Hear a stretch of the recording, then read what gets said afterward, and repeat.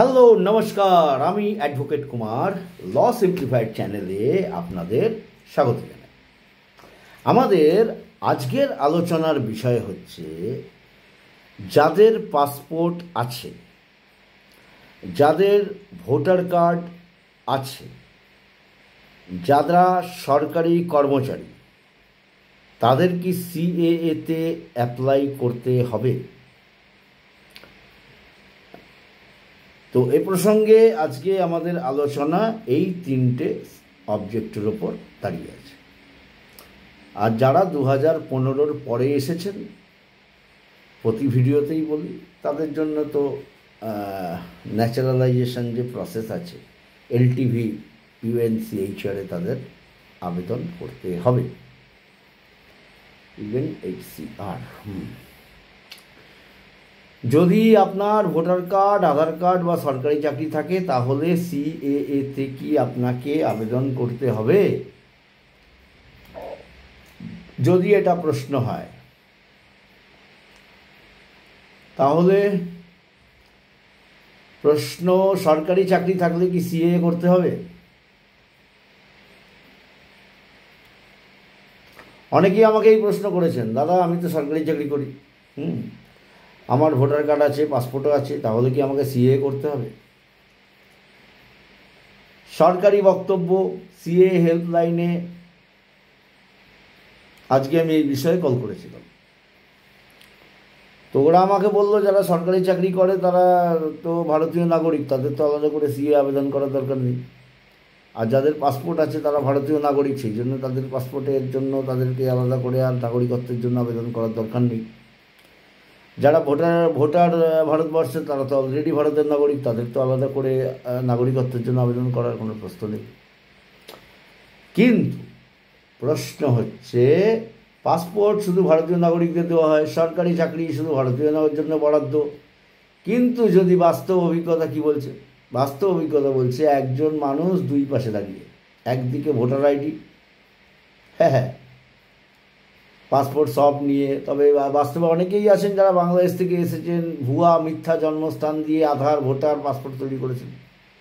বাস্তবে আমরা কি দেখতে পাই, যে অনেকে বাংলাদেশ থেকে এসছে, জন্ম বাংলাদেশে, এখানে এসে বলে দিয়েছে আধার কার্ড, প্যান কার্ড সব বানিয়ে নিয়েছে, আর এদিকে বলে দিয়েছে যে আমি ইন্ডিয়ার নাগরিক, সেই বলে পাসপোর্টটাও নিয়ে নিয়েছে। এমনকি সরকারি চাকরিটাও এভাবেই তারা পেয়েছে। অবশ্য সরকারি চাকরি পাওয়ার জন্য শুধু নাগরিক হওয়াটাই নয়, তারা যথেষ্ট পরিশ্রম করেছে, পড়াশোনা করেছে, হ্যাঁ, তো তারপর তারা সরকারি চাকরি পেয়েছে। এই পরিস্থিতি যদি ভারতের নাগরিকত্ব যাচাই হয়, তখন ভয় আছে। যদি তাদের ইনভেস্টিগেট করা হয় যে তারা সরকারি চাকরিটা কী করে পেলো, কী কী ডকুমেন্ট দিয়েছে, ডিটেল ইনভেস্টিগেশন করলে অবশ্যই চিন্তার বিষয় আছে। হ্যাঁ, কখন সিএ করা উচিত? আপনি বা আপনার পরিবার বাংলাদেশ থেকে এসেছেন, কিন্তু কখনো ভারতীয় নাগরিকত্ব আনুষ্ঠানিকভাবে নেননি, ডকুমেন্ট ভুল তথ্য রয়েছে, তাহলে সিএ এর মাধ্যমে সেই ভুল আপনি সঠিক আইনি রূপ দিতে পারেন। কখন সিএ দরকার নেই? যদি আপনার জন্ম ভারতীয় হয়, বাবা মা ভারতীয়, আপনার পাসপোর্ট, ভোটার, রেশন সব বৈধ, তাহলে আপনার সিএ করার দরকার নেই, আপনি ভারতের নাগরিক। তাহলে কি দাঁড়ালো এটাই, সিএএ হলো একটি সুযোগ, ভয় পাওয়ার কিছু নয়। আপনি যদি নিশ্চিত হন যে আপনার নাগরিকত্ব 100% বৈধ, তাহলে সিএএ করতে হবে না। কিন্তু যদি কোথাও সন্দেহ থাকে, তাহলে এখনই সিএএ করে ভবিষ্যতে সুরক্ষা নিশ্চিত করুন। তাহলে কি দাঁড়ালো?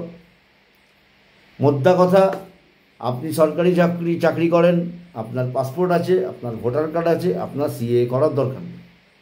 কিন্তু যদি আপনি বাংলাদেশ থেকে এসে মিথ্যে বলে এই ডকুমেন্টগুলো বানিয়ে থাকেন, তাহলে এটা আপনার সুযোগ, আপনার ইমিডিয়েট সিএএতে অ্যাপ্লাই করতে হবে। এবং এক্ষেত্রে একটা জিনিস মাথায় রাখতে হবে, আপনারা অবশ্যই কোনো আইনজীবীর পরামর্শ নেবেন এবং তাদের দিয়ে এফিডেভিটটা করাবেন, নিজে থেকে কিছু করতে যাবেন না। কারণ খুব সতর্কভাবে আবেদন করতে হবে। এফিডেভিটে যা লিখবেন সেটা যেন ঠিকঠাক হয়, আপনার ভাবনাটা যেন সরকারের কাছে তুলে ধরা যায়। যদিও আমি আগের ভিডিও আলোচনা করেছি, একটা আবেদনপত্র আপনাকে জেল খাটাতে পারে না, আপনার চাকরি কেড়ে নিতে পারবে না, একদম নিশ্চিন্তে থাকুন, চাকরি আপনার যাবে না। সিএতে আবেদন করে আজ পর্যন্ত কেউ জেল খাটেনি। অন্য কোনো ক্রিমিনাল ব্যাকগ্রাউন্ড থাকলে সেটা আলাদা ব্যাপার। সিএ আপনার নাগরিকত্ব নেওয়ার নয়, নাগরিকত্ব দেওয়ার প্রসিডিং।